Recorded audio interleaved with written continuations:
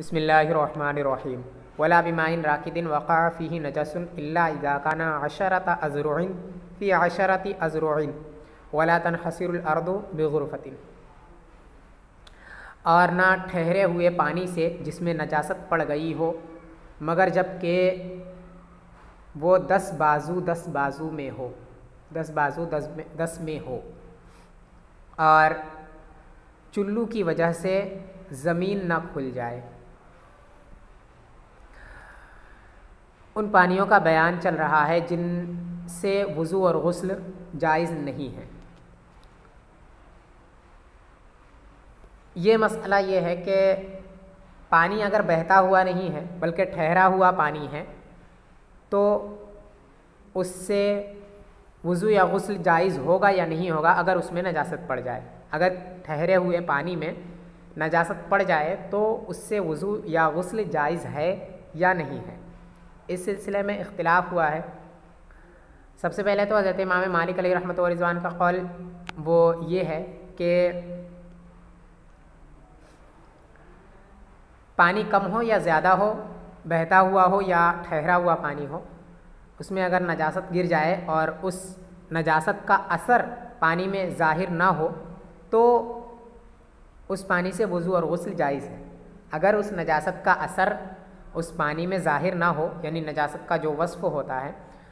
कोई भी वस्फ़ नजासत का पानी में अगर ज़ाहिर ना हो तो पानी बहता हुआ हो या फिर ठहरा हुआ पानी हो, कोई भी पानी नापाक नहीं होगा, उससे वज़ू और गुस्ल दोनों जायज़ हैं अगर नजासत का कोई वस्फ़ पानी में ज़ाहिर ना हो तो। और शवाफ़े का कौल यह है कि पानी अगर बहता हुआ है तो इसमें तो सभी का इत्तेफाक है कि अगर बहता हुआ पानी है तो उसमें नजासत पड़ जाए और उससे नजासत का असर उसमें ज़ाहिर ना हो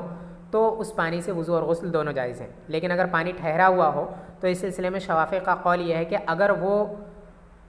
2 कुल्ले हो पानी या उससे ज़ायद हो तो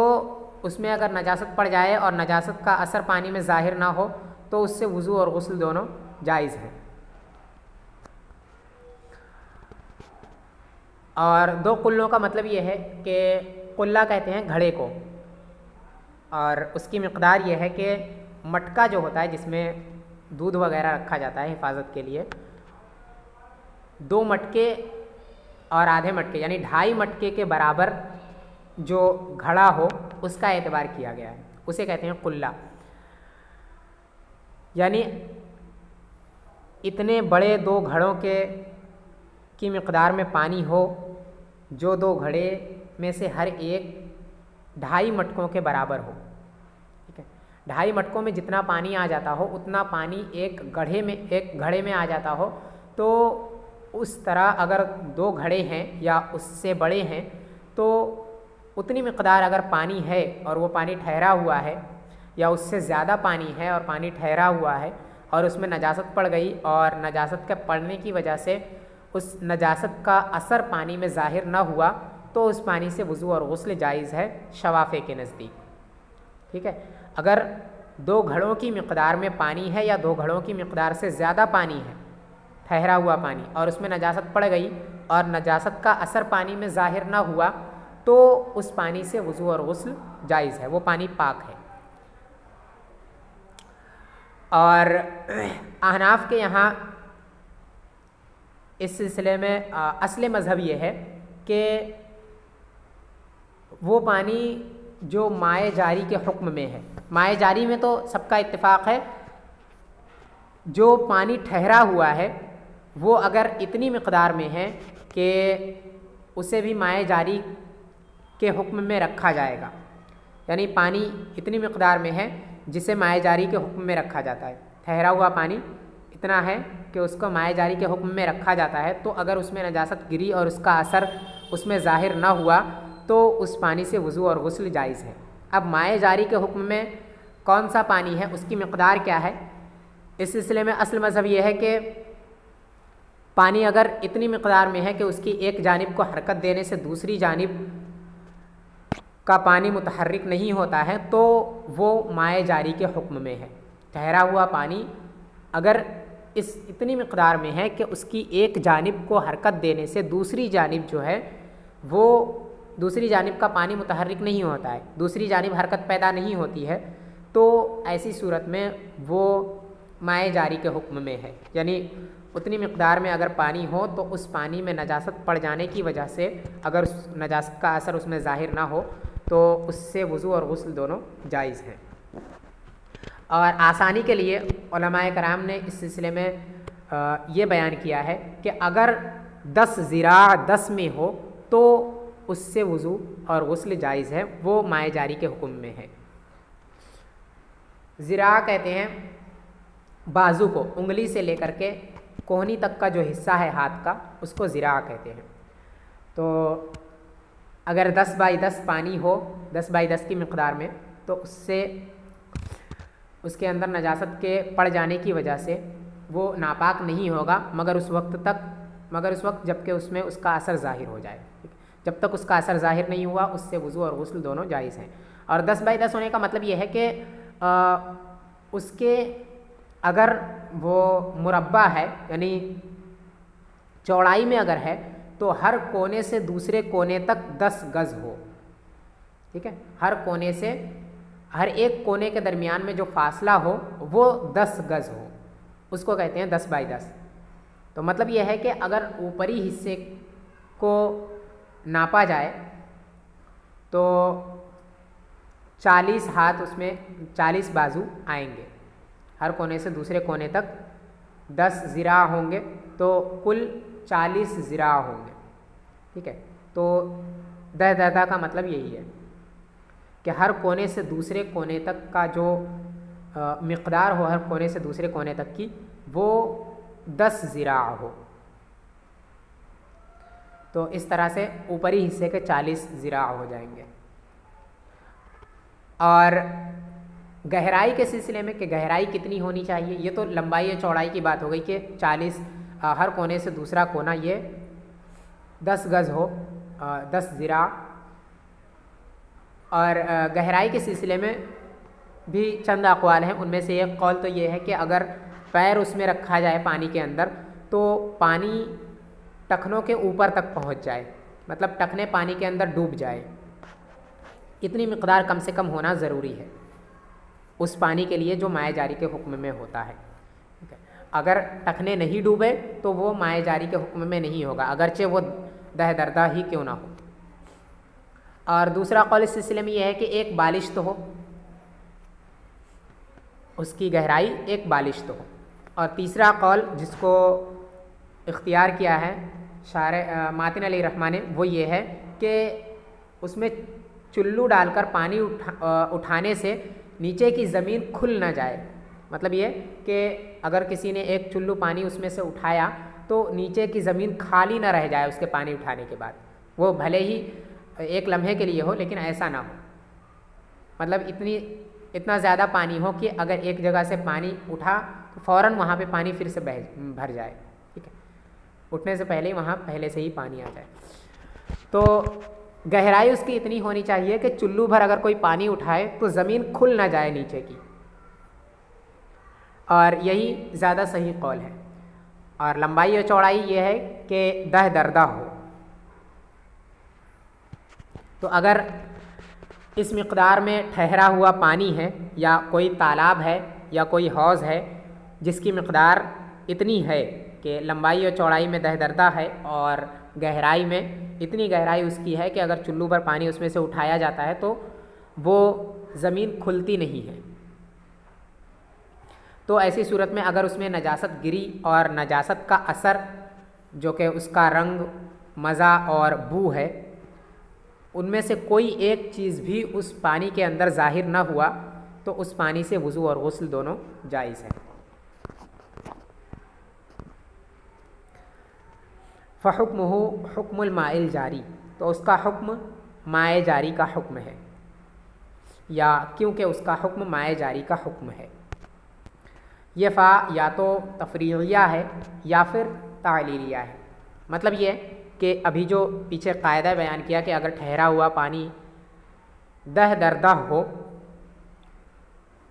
तो उसमें नजासत के पड़ जाने की वजह से वो नापाक नहीं होता है। ऐसा इस वजह से क्योंकि वो माए जारी के हुक्म में है। ठीक है, फ़हुक्म हो हुक्मुल माए जारी, क्योंकि वो माए जारी के हुक्म में है। ये तालीलिया की सूरत में इसका मतलब हुआ कि जब पानी दह दरदा हो तो उसको माए जारी के हुक्म में रखा जाता है, उसे माए जारी समझा जाता है, इसी वजह से वो नापाक नहीं होगा नजासत के पड़ने की वजह से।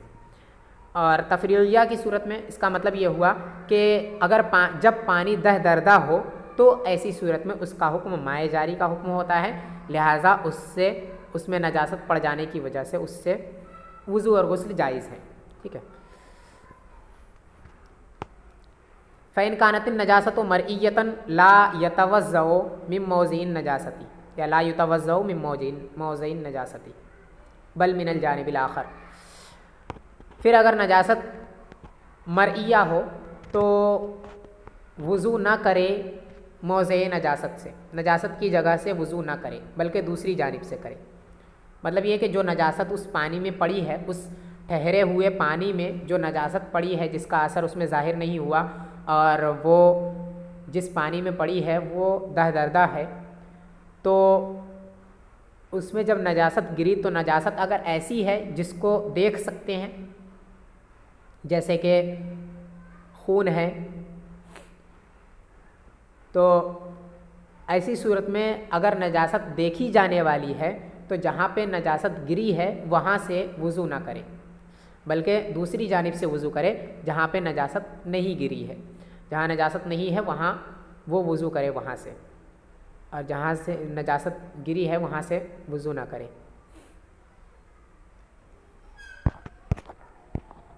व इन कानत गैर मरईयतिन युतवज़्ज़उ मिन जमील जवानिब, और अगर नजासत गैर मरई हो तो तमाम जानिब से वुज़ू करे या तमाम जानिब से वुज़ू कर सकता है।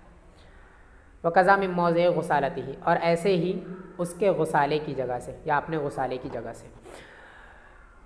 यानी नजासत अगर ऐसी है जिसको हम देख सकते हैं तो जहाँ पे नजासत गिरी है वहाँ से वुज़ू ना करे, क्योंकि वहाँ दिख रहा है उसे कि यहाँ नजासत है, लिहाजा वहाँ से वो वुज़ू ना करे बल्कि दूसरी जानिब से जहाँ पे नजासत नहीं है वहाँ से वुज़ू करे। और अगर नजासत ऐसी है जिसको देखा नहीं जा सकता है, जैसे पेशाब है, तो उसमें गिरने की वजह से वो किसी भी जानिब से वुज़ू कर सकता है, क्योंकि उसके गिरने की वजह से पानी नापाक नहीं हुआ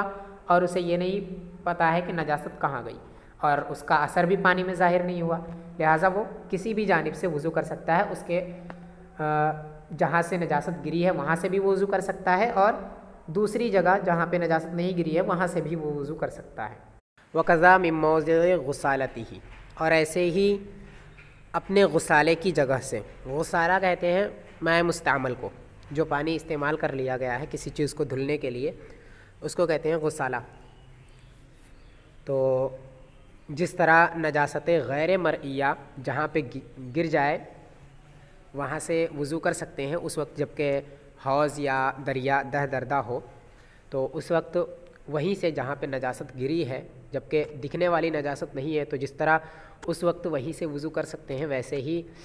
अगर कोई शख्स उसमें वुज़ू कर रहा है तो जहाँ पे उसका माए मुस्तामल गिर रहा है वहाँ से भी वो वुज़ू कर सकता है। वहीं से पानी उठा करके उससे दूसरे आज़ा को धुल सकता है। ऐसा इस वजह से क्योंकि माए मुस्तामल अगर ये पाक है तो ज़ाहिर है कि पाक चीज़ है, उससे वो कर सकता है, और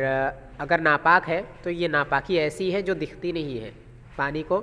अगर पानी में डाला जाए तो वहाँ पे ये नहीं पता चलेगा कि इसमें से माए मुस्तामल कौन सा है और खालिस माँ कौन सा है। तो इसी वजह से माए मुस्तामल चूँकि नजासत गैर मरई होगा, अगर नजासत होगा भी तो अगर उसे नजस कहेंगे माए मुस्तामल को, तो वो नजस गैर मरई होगा। जब नजस गैर मरई होगा तो उससे जहाँ पे वो गिर रहा है वहाँ से कर सकते हैं, क्योंकि इससे पहले बता दिया कि अगर नजासत गैर मरई हो तो जहाँ पे वो गिरे वहाँ से भी कर सकता है, और बाकी उसके अलावा जितने भी जवानिब हैं उनमें से कहीं से भी वो वुज़ू कर सकता है। क़ाला मुहिय्यिस सुन्नती अत-तक़दीरु बिअशरिन फ़ी अशरिन ला यरजिउ इला अस्लिन शरइय्यिन युअतमदु अलैहि। मुहय्यिस सुन्ना ने फरमाया है कि दह दरदह से तकदीर बयान करना, मिक़दार बयान करना, ये किसी असले शरई की तरफ नहीं ले जाता है जिस पर एतमाद किया जा सके। उलमा ने जो ये बयान किया है कि अगर हौज़ या दरिया की लंबाई चौड़ाई इतनी है जो दह दरदह की लंबाई चौड़ाई के बराबर है, तो ऐसी सूरत में वो माए जारी के हुक्म में होता है। यानी वो पानी जो दह दरदह की मिक़दार को पहुँच जाए वो माए जारी के हुक्म में होता है और उससे वज़ू या गुस्ल कर सकते हैं अगर उसमें नजासत पड़ जाए और नजासत का असर उसमें ज़ाहिर ना हो तो कसरत से उलमा ने इसी को बयान किया कि अगर दह दरदा हो तो कर सकते हैं। तो इस पर एक एतराज़ कर दिया मुहय्यिस सुन्ना, ये मसाबिहुस सुन्ना और शरह सुन्ना के मुसन्निफ़ है और ऐसे ही मालिमुत तंज़ील के भी मुसन्निफ़ हैं। तो ये इन्होंने एतराज़ किया कि दह दरदा से मिक़दार बयान करना ये किसी असले शरई की तरफ नहीं ले जाता है, यानी किसी असल की वजह से ये नहीं है, इसकी कोई दलील नहीं है शरई दलील कि अगर दह दरदा हो पानी तो उससे वज़ू वगैरह कर सकते हैं अगर उसमें नजासत पड़ जाए तो वह नापाक नहीं होता है नजासत के पड़ने की वजह से। इसकी मिक़दार 10/10 से बयान करना ये किसी ऐसे दलील शरई की तरफ नहीं ले जाता है जिस दलील शरई पर एतमाद किया जा सके। तो जब ये किसी दलील शरई की तरफ नहीं ले जाता है तो ऐसी सूरत में ये भी काबिल कबूल नहीं होगा, क्योंकि इसकी कोई दलील ही नहीं है। जब दलील नहीं है तो फिर ये हुक्म भी जो है वो भी दुरुस्त नहीं होगा और इस पर एतमाद नहीं किया जा सकता है। ये मुहय्यिस सुन्ना का एतराज़ है। अक़ूल असलुल मसअलति अन्नल गदीर अज़ीम अल्लज़ी ला यतहर्रकु अहदु तरफ़ैहि बितहरीक तरफ़ल आखिरी बितहरीक तरफ़िल आखिर इज़ा वक़अत नजासतु फ़ी अहदि जवानिबिही जाज़ल वुज़ू फ़िल जानिबिल आखिर। मैं कहता हूँ कि असले मसला ये है कि वो बड़ा तालाब जिसके एक जानिब को हरकत देने से दूसरे जानिब हरकत नहीं होती है, दूसरा तरफ और दूसरा किनारा मुतहर्रिक नहीं होता है, तो अगर उसमें नजासत पड़ जाए किसी एक जानिब में तो दूसरी जानिब से वज़ू जायज़ है।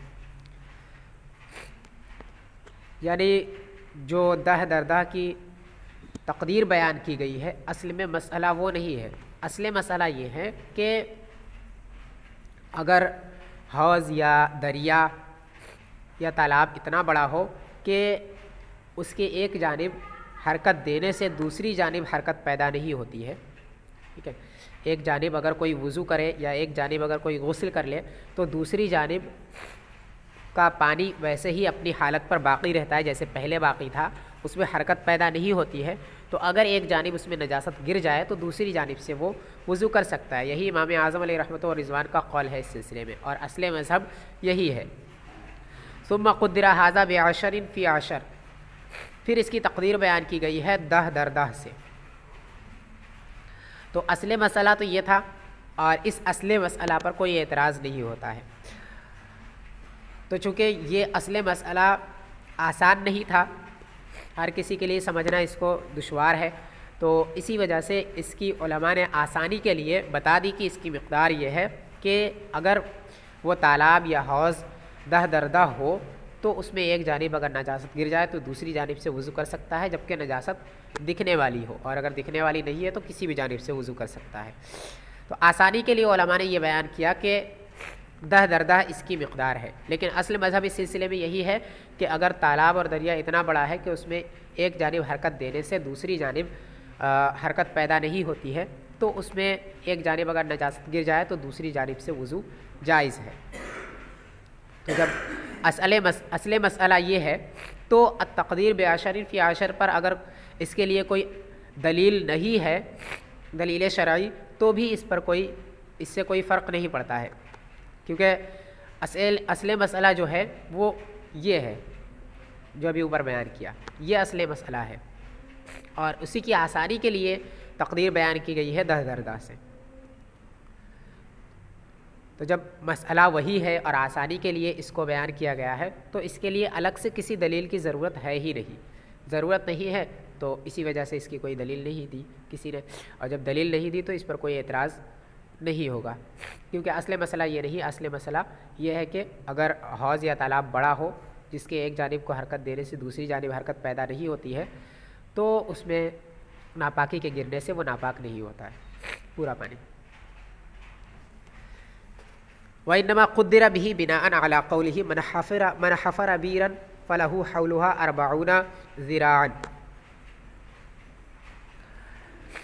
फ़यकूनु लहू हरीमुहा मिन कुल्लि जानिबिन अशरतुन। और इसकी तक़दीर इससे बयान की, मिक़दार गदीर अज़ीम की मिक़दार 10 से बयान की, बिना करते हुए हुज़ूर सल्लल्लाहु ताला अलैहि वसल्लम के इस फरमान पर कि जिसने किसी कुएं को खोदा तो उस कुएं के इर्द गिर्द उसके लिए 40 ज़िरा है, उस कुएं के इर्द गिर्द 40 ज़िरा उसका हरीम है, उसका है।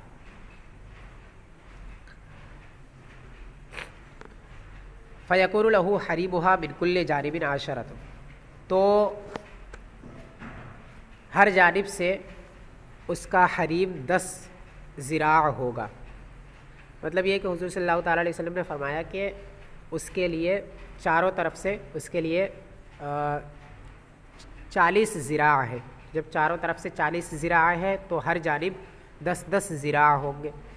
और फ़लहु हौलुहा कहने का मतलब यही है कि उसके इर्द गिर्द जो 40 गज़ है उस पर सिर्फ़ उसी का हक़ है, ठीक है। और हरीम का मतलब यही होता है कि हरीम उस किसी चीज़ के उस हिस्से को कहते हैं या किसी जगह के आसपास वाली उस जगह को कहते हैं जो उस चीज़ के मालिक का हक़ जिस पर होता है या जो उसके मालिक का हक़ होता है उसी को कहते हैं। मिसाल के तौर पे किसी ने अगर कुआं खोदा तो उसके इर्द गिर्द 40 गज़ जो है वो हरीम कहलाते हैं, और उस कुएं का हरीम है यानी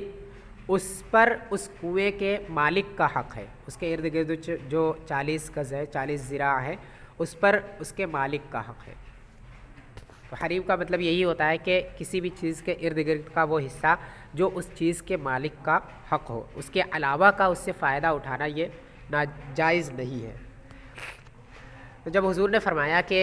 किसी ने जब कुआं खोदा तो उसके इर्द गिर्द 40 ज़िरा उसका है, तो इससे ये बात ज़ाहिर हो गई कि यहाँ पे ये बयान करना मकसूद है कि उसके इर्द गिर्द जो 40 गज़ का हिस्सा है वो उसमें सिर्फ वही फ़ायदा उठा सकता है, उसके अलावा कोई दूसरा फ़ायदा नहीं उठा सकता है, और वो उसी का हक़ है। अब आगे फरमाते हैं फ़फ़ुहिमा मिन हाज़ा अन्नहु इज़ा अरादा अय्युहफ़रा फ़ी हरीमिहा बिइरन अय्यहफ़रा फ़ी हरीमिहा बिइरन युमनअ मिन्हु। तो इससे ये बात समझ ली गई कि जब कोई दूसरा शख्स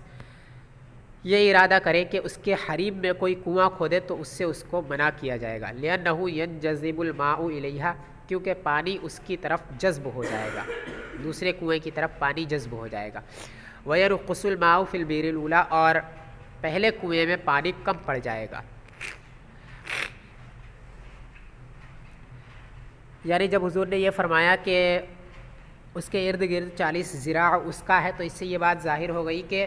उससे फ़ायदा उठाना किसी भी तरीके से किसी दूसरे के लिए हलाल नहीं है, बल्कि उससे वही फ़ायदा उठा सकता है। उसके इर्द गिर्द हर जानिब से 10-10 गज़ 10-10 ज़िरा से फ़ायदा सिर्फ वही उठा सकता है, उसके अलावा और कोई फ़ायदा नहीं उठा सकता। जब ऐसा है तो इसी तरह कोई कुआं भी नहीं खोद सकता उसके इर्द गिर्द 10 गज़ के अंदर, क्योंकि उससे कुएं के ज़रिए से फ़ायदा उठाना मकसूद होता है, और फ़ायदा उठाना ये नाजायज़ है। और ये नाजायज़ क्यों है फ़ायदा उठाना? वो इस वजह से कि अगर कोई कुआं खोदेगा तो पहले जिस शख्स ने कुआं खोदा है उसका पानी जज्ब हो करके दूसरे वाले कुएं में पहुंच जाएगा, तो जो पहले कुएं का मालिक था उसका नुकसान होगा इसके अंदर और दूसरे वाले का फ़ायदा होगा। इसी वजह से ये चीज़ दुरुस्त नहीं है, और हुज़ूर ने इसी वजह से मना फरमा दिया कि जो कोई कुआं खोदे तो उसके इर्द गिर्द उसी का हक़ है 40 ज़िरा।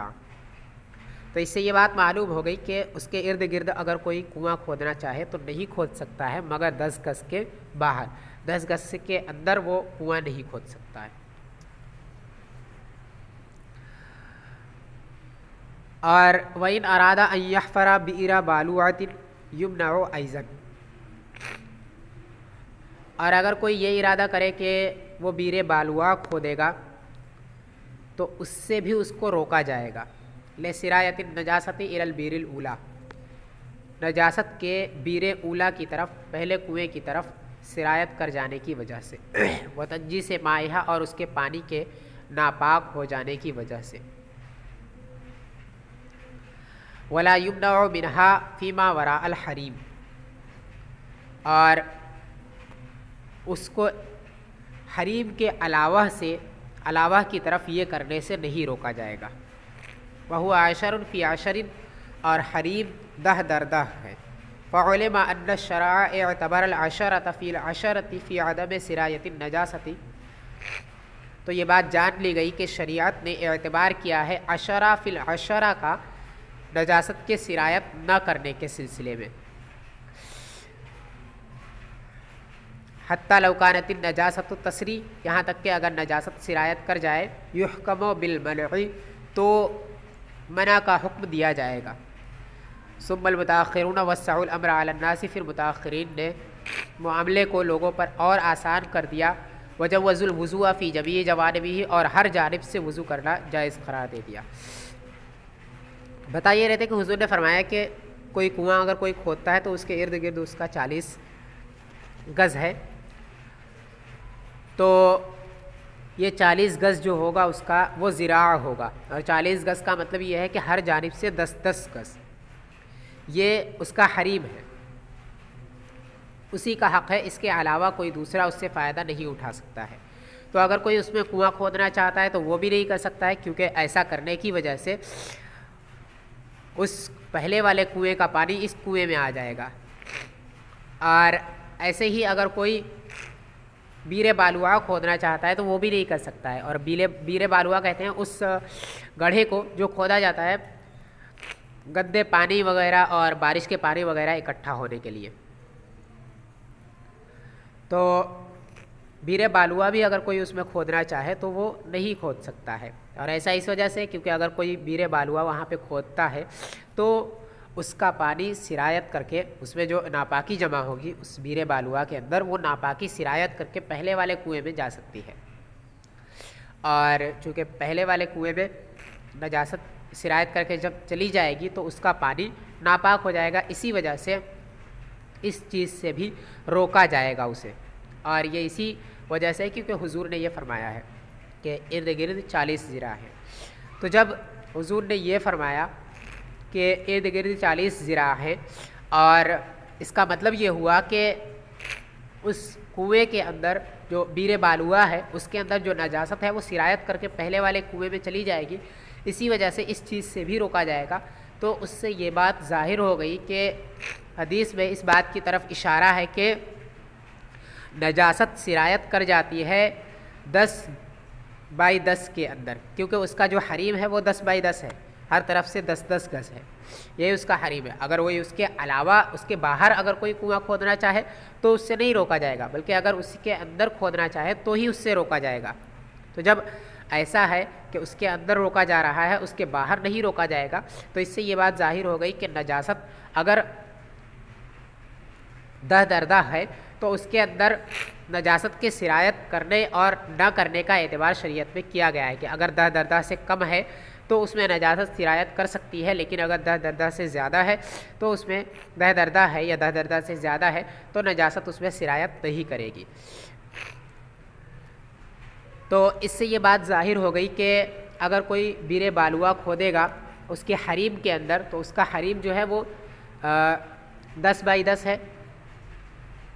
और हरीम में रोक दिया गया है बीरे बालुआ खोदने से या किसी तरह से भी इंतफ़ा उठाने से। और इशारा इसी की तरफ है, इस चीज़ की तरफ भी इशारा है कि अगर कोई बीरे बालुआ उसमें खोदना चाहे तो वो नहीं खोद सकता है। तो जब इस चीज़ की तरफ भी इशारा है तो हदीस में इशारतन ये बात बताई गई है कि अगर 10 दरदा से कम फासला हो नजासत और साफ़ पानी के दरमियान में तो नजासत सिरायत कर जाएगी साफ़ पानी की तरफ और वो पानी नापाक हो जाएगा। लेकिन अगर दह दरदा हो तो नजासत सिरायत नहीं करेगी उस तक, इसी वजह से वो नापाक नहीं होगा। जब ऐसा है तो जो उलमा ने तकदीर बयान की है कि अगर दह दरदा पानी हो तो उसमें वज़ू कर सकते हैं अगर नजासत उसमें पड़ जाए और उसका असर ज़ाहिर ना हो तो ये बग़ैर किसी दलील के नहीं हुई, क्योंकि इस हदीस से ये बात साबित हो गई कि अगर दह दरदा पानी हो, यानी फ़ासला अगर पाक पानी और नापाकी के दरमियान में दह दरदा का हो, तो ऐसी सूरत में वो नापाकी उस पाक पानी तक सिरायत नहीं करेगी, और जब सिरायत नहीं करेगी तो वो नापाक भी नहीं होगा।